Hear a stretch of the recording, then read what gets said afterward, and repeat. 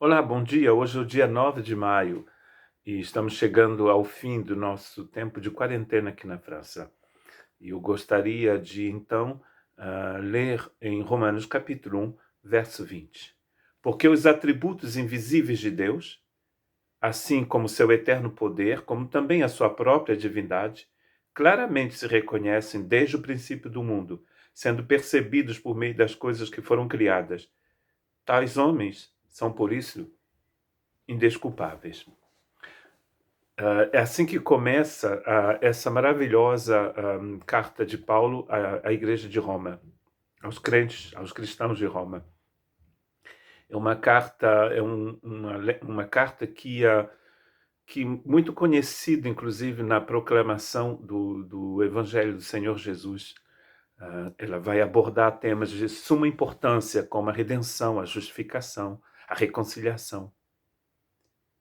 E a forma que ele, inspirado pelo Espírito Santo, que ele decidiu de começar essa carta, falando da verdadeira situação da humanidade, como se ele provasse primeiro que o homem está perdido antes de anunciar a salvação, antes de anunciar os efeitos da graça de Deus na redenção que há em Cristo Jesus, como ele vai falar, explicar nesta carta. A introdução desse evangelho de Paulo à igreja de Roma é muito interessante, porque ele diz que o evangelho é uma mensagem que fala de Jesus Cristo. É uma mensagem que anuncia Jesus Cristo, ressurreto dentre os mortos, que anuncia Jesus Cristo, em quem nós nos tornamos justiça de Deus. Mas antes de anunciar essa justiça de Deus em Cristo Jesus, ele anuncia a nossa condição, a condição do ser humano sem Jesus, a condição do ser humano distante de Deus. E ele diz, aqui nesse capítulo 1, ele vai falar de uma coisa que a gente às vezes tenta evitar, e geralmente a gente não pensa que esse assunto deveria ir de par com a graça de Deus, a ira de Deus. Qual é a relação entre ira de Deus e graça de Deus? Por que Paulo, para estragar a coisa, nos fala de ira de Deus? Nós vivemos numa era em que falar de ira, de julgamento, não está na moda, não é interessante. Mas eu creio que mesmo na época de Paulo, em todas as épocas do mundo, nunca foi interessante de falar de coisas assim, de coisas que nos parecem negativas, mas que são tão necessárias quanto a proclamação da justificação pela fé. Porque se vivermos numa utopia, vivermos num país, num tipo de vida que se parece muito com Alice no País das Maravilhas, a gente, no final da nossa vida, a gente vai ter surpresas muito desagradáveis.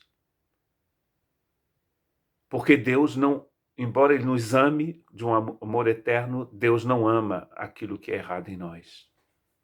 É como se eu sou pai, né? Muitos que estão ouvindo essa mensagem talvez tenham filhos também. Se você é um pai, uma mãe, se você é um pai normal, uma mãe normal, e você vê o seu filho fazendo uma coisa errada, você não vai dizer: olha que coisa mais linda, mais cheia de graça, essa menina que vem e que passa fazendo esse monte de besteira. Se você é um pai normal, você vai dizer para o seu filho que aquilo é errado, que aquilo está errado. E Paulo está dizendo aqui que a ira de Deus se revela do céu contra toda impiedade. Deus não gosta da impiedade. Deus não diz, o homem é assim mesmo, né? Não. Em todos os textos da Bíblia, Deus vai denunciar a impiedade. A perversão dos homens, nos diz o verso 18. A perversão dos homens que pensam, que pregam, dizem que a verdade, que a injustiça é justiça, que a mentira é verdade. A graça de Deus é tão maravilhosa e tão boa para conosco que a graça de Deus vai sempre nos alertar do perigo, vai sempre nos falar do perigo, vai sempre nos dizer: cuidado, attention. Se a graça de Deus se na graça de Deus não tiver essa ira de Deus contra aquilo que é errado, a graça de Deus não seria graça. Porque para que serve uma graça que, nos vendo correr perigo, nos vendo andar por um caminho de perdição, não nos alerte, não nos diga, parem de andar por esse caminho. Aqui está o caminho, nos diz um texto da Bíblia, andai por ele. E esse caminho é o caminho de Deus. A ira de Deus se revela contra toda injustiça. Toda a injustiça do mundo será julgada um dia. É como a gravidade. Eu sempre falo para os nossos irmãos que estão sendo formados para o batismo, para o casamento. Você pode dizer, eu não creio que a gravidade exista. Aí você se joga do alto de um prédio e você descobre tarde demais que a gravidade existe. Não, se você deixar cair um copo da mesa, ele vai se quebrar, ele vai cair. Não tem como ele subir, ele vai sempre cair.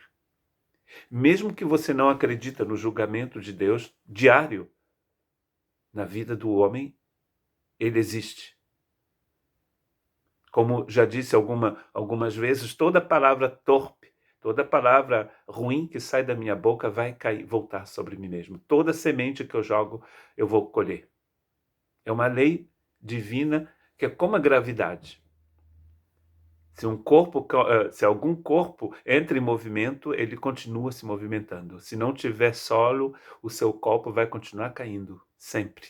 E vai cair sempre. Como a Terra está girando em torno do núcleo da nossa galáxia. E não para. Não para. Só Deus pode parar a injustiça. Só Deus pode dar um fim a uma coisa errada que nós começamos e que às vezes nós continuamos fazendo exatamente como os nossos pais faziam. É o que Pedro chama da herança inútil que a gente recebeu dos nossos pais. Porque os atributos do Deus invisível já foram revelados, o seu poder eterno, a sua própria divindade, são reconhecidas, mesmo que você nunca tenha lido a Bíblia, você pode saber que Deus existe e que Deus julga o mal, e que Deus não deixa as coisas assim continuarem eternamente assim. Então nós não temos desculpa. Você não tem desculpa nenhuma. Quando você conhece a graça que existe em Cristo Jesus, você vem correndo para os braços deles e pede perdão. Mas se você continuar andando num caminho de perdição, você vai continuar vivendo em perdição eternamente. A graça está aí para nos dizer, Deus não gosta do mal. O mal não é bom. Não tem como ser bom. Uma coisa podre não tem como voltar a ser boa, a não ser que haja um milagre. O milagre do novo nascimento, o milagre que Deus propõe para cada um de nós em Cristo Jesus. Que Deus possa nos ajudar a olhar para os nossos caminhos com os olhos de Deus. Porque tudo que a gente planta, a gente colhe.